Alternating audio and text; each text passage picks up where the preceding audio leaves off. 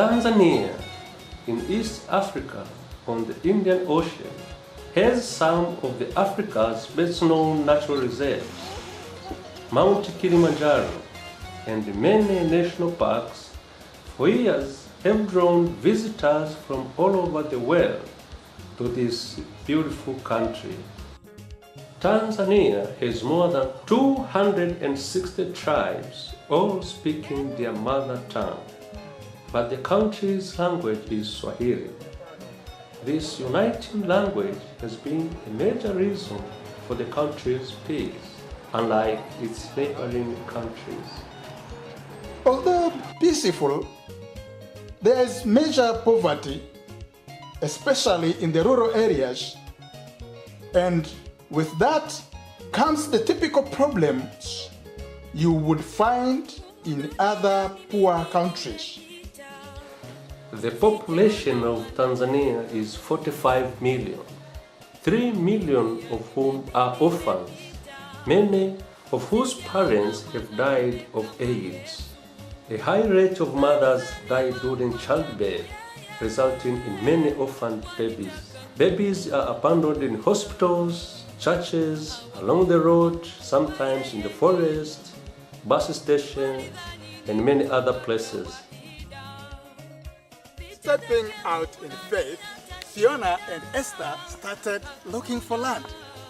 Speaking to people and writing about their project, people were touched and gave gifts enough to buy land and start building their first house.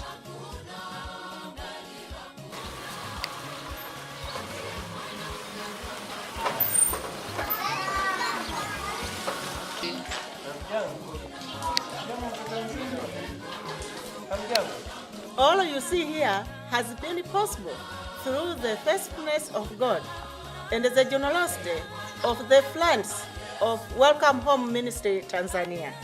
In March 2013, Esther and I and Ludmila, who joined us from the Czech Republic, we moved in to this beautiful house after 5 months of busy buying and building.